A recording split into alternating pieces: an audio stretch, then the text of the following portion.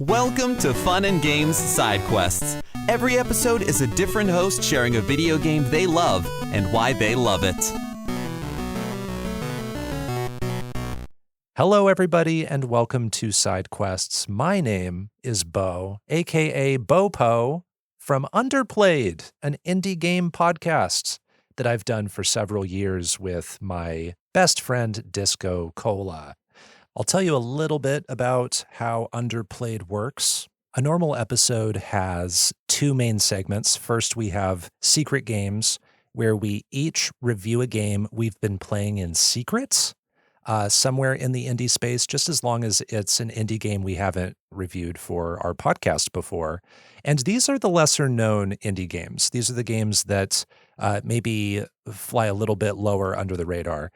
Then we have our featured game every episode. The featured games are the higher-profile indie games that we review. Some examples of featured games on our show have been Outer Wilds, Hollow Knight, let's see, Disco Elysium, The Final Cut. What are some others? I'm scrolling through Spotify right now, looking at all these titles. Super Hot, Limbo. More recently, we've done Chance of Sonar and Sea of Stars, Pizza Tower, Castle Crashers. And we just try to always play something new, try something new with both our secret and our featured games. So if you want to discover indie games, I think it's a really cool podcast for you to listen to.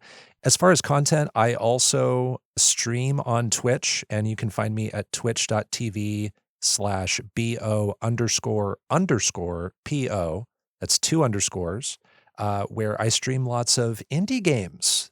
And I'm here to talk about a very special game today, a game that I have fallen in love with ever since it came out in May of 2024. And that game is Animal Well. I'm sure some of you have heard of it. It's one of the higher profile indie games from 2024. And famously, it was developed by one person, Billy Basso, who I will be mentioning a few times in my spiel about this wonderful Metroidvania. This is a Metroidvania that not only was developed by one person, but is also the first game published by Bigmode, which is the publisher that was started by Jason Gastro, aka Video Game Donkey, and his wife Leah. This game, Animal Well, was in development for around 7 years, I think, and was largely a side project of Billy Basso's for a long time before Bigmode got involved. But this is a debut in so many ways, a debut for this publisher, a debut for this developer. And I bring up Billy so much here because this game is inspired by so much of what Billy has experienced in his lifetime of gaming. It's inspired by classics like 2D Mario games and old school Zelda titles, as well as more recent things like Tunic and The Witness and Fez. So across popular games and sort of higher profile indie games, Billy Basso is bringing in lots of inspiration to create Animal Well. But Animal Well doesn't really resemble any of these games I'm mentioning on the surface. This is a 2D pixel art Metroidvania where you play as a little guy.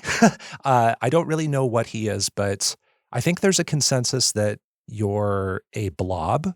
I think that's safe to say. You're just this little guy. And when you start Animal Well, you see these 4 flames show up on screen.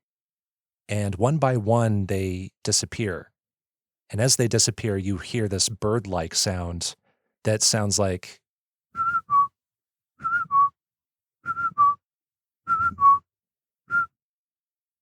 and if you're paying attention, there's a flash frame of a really strange face on screen before the first scene of the game is revealed. You see this flower, and your little blob guy is born from it. You emerge, and you're in the Animal Well.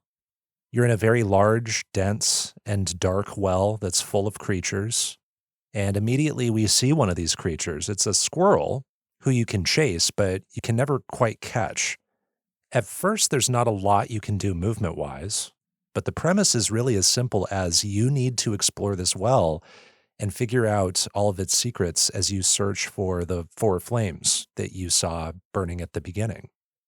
The game has no spoken dialogue and hardly any written text. I think the only text you read is to interact with environmental objects and then to see things in your inventory. But other than that, this is a wordless experience with very little story and setup. And what's kind of famous about this game is its layers. This game has a couple ways you can roll credits, and there are some optional things you can explore. But going from least complex and most straightforward to the most complex and least straightforward, you've got finding the 4 flames and seeing the credits. That's the first layer of Animal Well.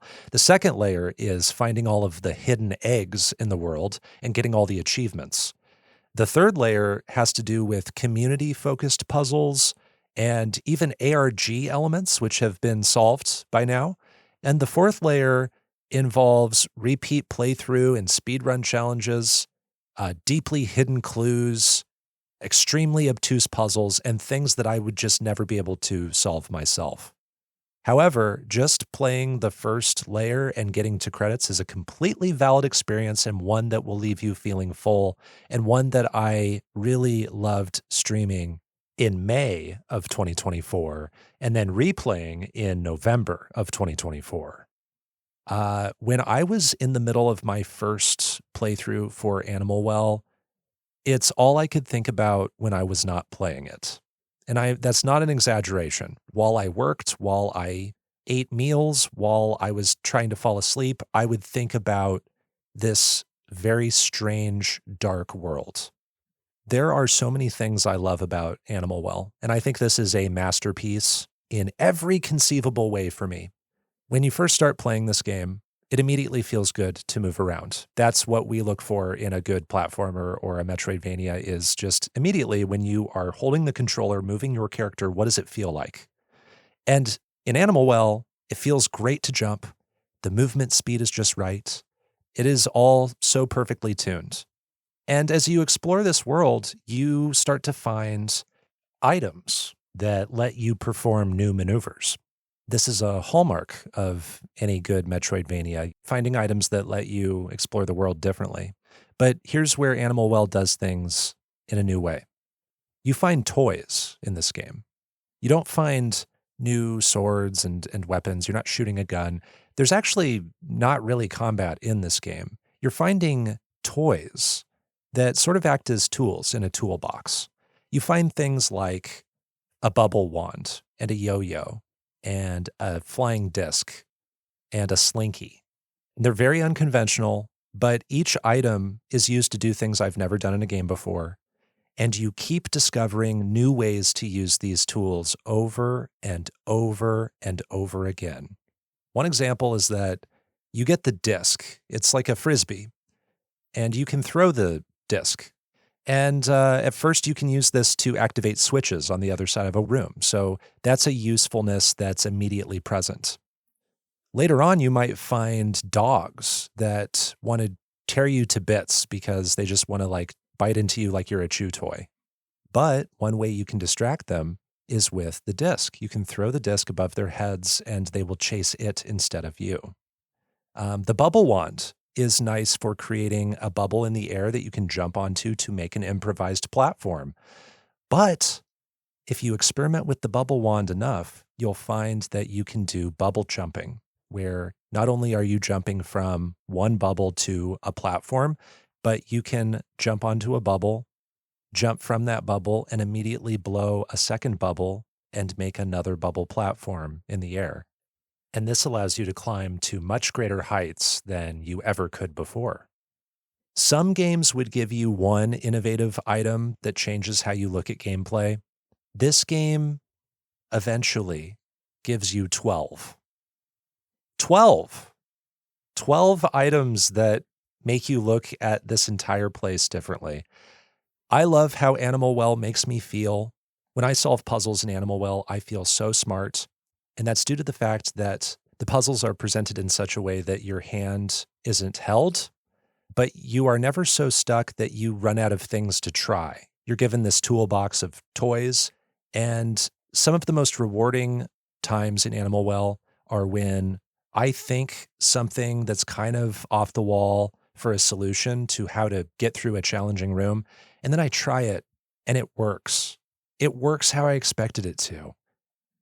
The alternative to this that you see in lots of Metroidvanias is you might encounter an orange door that's locked, and you know that you need to find some orange-coated item, maybe a gun, maybe a melee weapon, and return to that door to open it.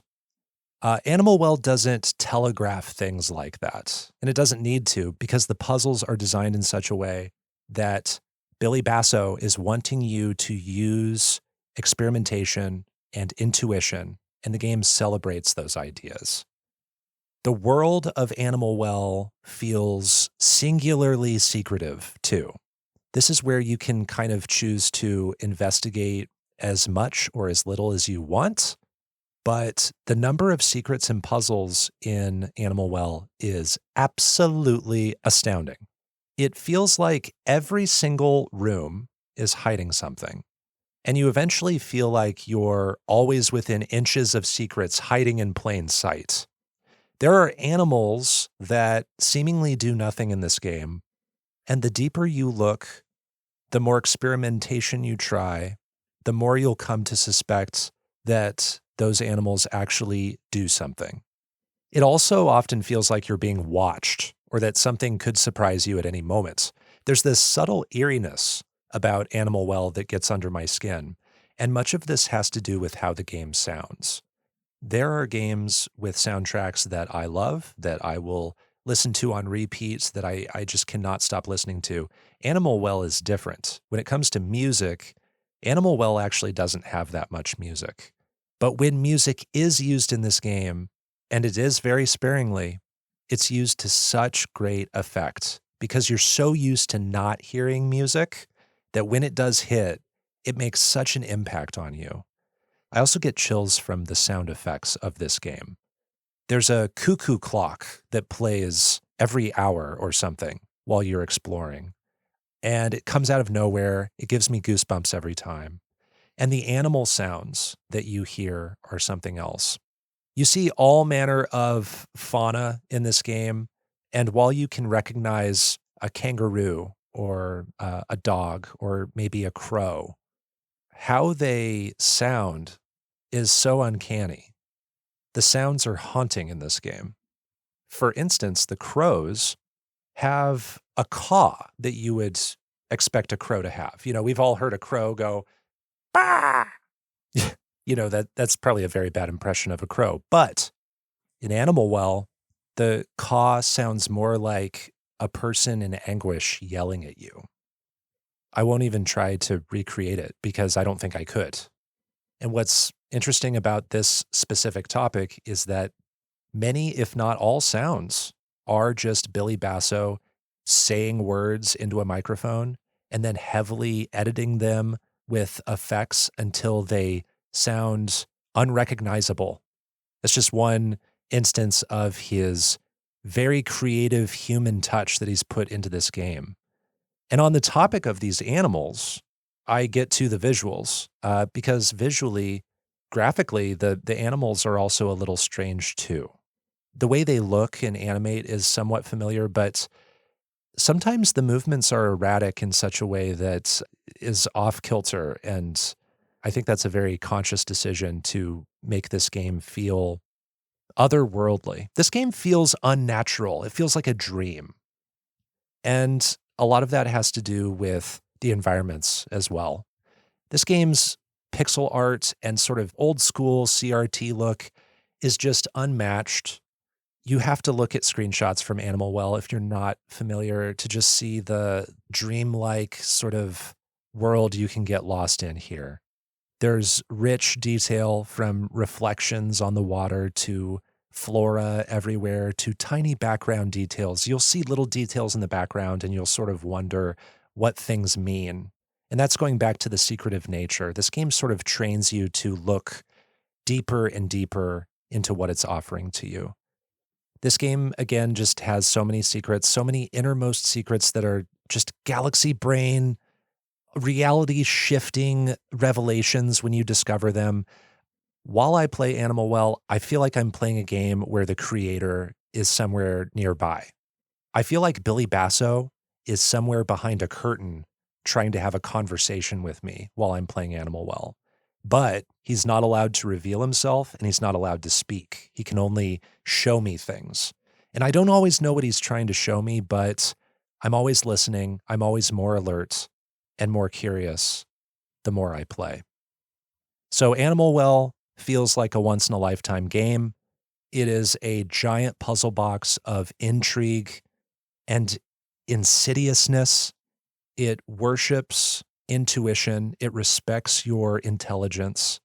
Its puzzles and layers just keep going and going and going, and all of that is awe-inspiring to me. On a meta level, I love researching the creation of this game. I love looking into what the Animal Well community has done to uncover secrets. This is my favorite game of 2024. It's one of my top 5 indie games I've ever played, and it's possibly my favorite Metroidvania of all time. Hollow Knight might also be in contention for that top spot, but it's really hard to compare the two because Animal Well is just that different. So I hope you enjoyed that monologue about Animal Well. If you've been on the fence about playing it, I hope you do play it. Also, I meant to say at the top, maybe consider playing it first before you hear this review, but whoops, I already recorded all of this. Oops, my bad. But I did not spoil really anything. There's so much waiting for you in this game, and I really hope you decide to take the dive into the well. I want to thank the Fun and Games crew for inviting me to record this episode of Side Quests. I have friends who have recorded side quest episodes, and it's great to join in on the fun. Again, if you want to check me out, I'm on Twitch at twitch.tv/BO__PO. Come chat, lurk, whatever, if you want to experience some indie games. And then also check out Underplayed, the indie game podcast I do with Disco Cola. And also, if you play Animal Well, let me know what you think of it. I'm always down to talk about this very mysterious and magical game. Once again, my name is Beau, aka Beau Po. Thank you so much for listening, and happy gaming. Do you find yourself playing older games and wishing that there were new discussions about those games? Enter Tales from the Backlog. Hi, I'm Dave Jackson, and on each episode, I'm joined by a guest to break down those games that may be stuck in your ever-expanding backlog. Each episode looks at one game in depth, focusing on mechanics, story, music, and other aspects with no spoilers until a clearly marked spoiler wall in the middle. If you've played the game, go ahead and climb that spoiler wall and enjoy in-depth story discussions, and if not, jump out when we warn you and maybe go play that game for yourself. We have over 100 episodes in the feed, everything from Disco Elysium to Tunic to discussion episodes about how to get into horror games, and if games actually need to be fun, or if they have more to offer. I guarantee that there's something in there for everybody. Once again, that's Tales from the Backlog, available wherever your podcasts are found. CPOV. CertainPOV.com.